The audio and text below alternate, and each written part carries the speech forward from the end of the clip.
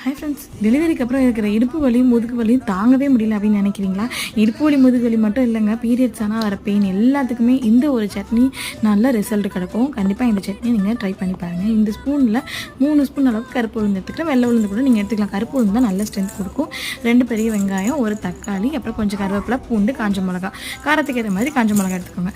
கொஞ்சோண்டு எண்ணெய் ஊற்றி இந்த உளுந்து சேர்த்து நல்லா கோல்டன் ப்ரௌன் ஆகிற அளவுக்கு வறுத்துக்கோங்க. தீஞ்சிடக்கூடாதுங்க, லைட்டாக கோல்டன் ப்ரௌன் ஆனால் போதும்.